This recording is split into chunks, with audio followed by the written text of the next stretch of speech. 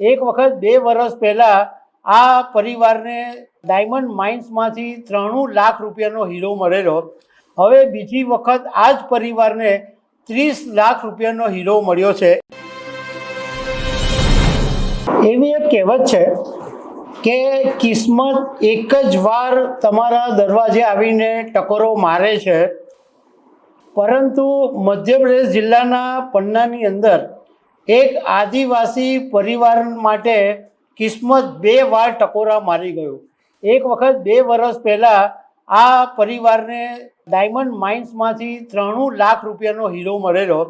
હવે બીજી વખત આ જ પરિવારને 30 લાખ રૂપિયાનો હીરો મળ્યો છે. એટલે એવું કહી શકાય કે ઘણી વખત જો તમારું નસીબ સારું હોય તો નસીબ તમારી બીજી વાર પણ ટકોરા મારી જતું હોય છે.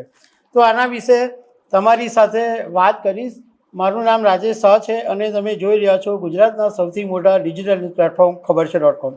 આ ઘટના મધ્યપ્રદેશના પન્ના જિલ્લાની છે અને તમને એ પણ માહિતી આપી દઉં કે પન્ના જિલ્લો છે એ દેશભરમાં ડાયમંડ માઇન્સ માટે જાણીતો છે. હીરાની ખાણ અહીંયા છે, એટલે એવું કહેવાય કે અહીંયા ઘણી બધી જગ્યાએ નેચરલ ડાયમંડ પડેલા છે, પણ એને શોધવા પડે, એના માટે મહેનત કરવી પડે, માટી ખોદવી પડે, ઊંડા જવું પડે, ત્યારે તમને નસીબમાં હીરો મળે.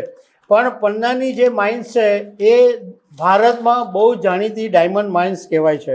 હવે આ પન્ના જિલ્લાની અંદર એક રાકેશ આદિવાસી કરીને ભાઈ રહે છે. એના 3 ભાઈઓ છે અને કેટલાક સંબંધીઓ છે. આ બધા ભેગા મળીને એપ્રિલ 2026માં સરકાર પાસેથી એક નાની ડાયમંડ માઇન્સ લીઝ ઉપર લીધી હતી અને આ પરિવાર દરરોજ માટી ખોદીને હીરા શોધવાનું કામ કરતો હતો. ઘણા બધા દિવસોની મહેનત પછી એક ચમકતો પથ્થર એમના હાથમાં આવ્યો અને જ્યારે અધિકારીઓને આ હીરો તપાસ કરવા માટે આપ્યો ત્યારે ખબર પડી કે આ 11.19 કેરેટનો એક નેચરલ ડાયમંડ છે અને એની અંદાજિત કિંમત 30 લાખ રૂપિયા છે. હજુ આ ડાયમંડની એક અંદાજિત કિંમત છે, એની સાચી કિંમત તો જ્યારે સરકારની હરાજી થશે ત્યારે ખબર પડશે. પણ આ રાકેશ આદિવાસી છે એના પરિવારને 2024ની અંદર 93 લાખ રૂપિયાનો હીરો મળેલો હતો.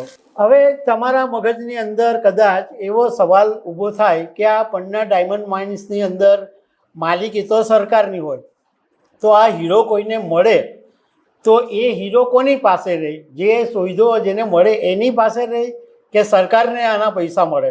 તો આની અંદર નિયમ એવો છે કે પન્ના માઇન્સની અંદર જે પણ હીરા મળે એ સીધા વેચી શકાતા નથી. જે વ્યક્તિને આ હીરો મળે એ પહેલાં એણે સરકારી ઓફિસમાં જમા કરાવવો પડે. એ પછી સરકાર એના માટે હરાજીનું આયોજન કરે અને હરાજીમાં જો એ હીરો વેચાઈ જાય અને એની જે રકમ મળે એમાંથી સરકાર પોતાની રોયલ્ટી અને ટેક્સ કાપી લે અને એ પછી જે રકમ વધે એ રકમ જે વ્યક્તિને હીરો મળ્યો છે એને આપી દેવામાં આવે.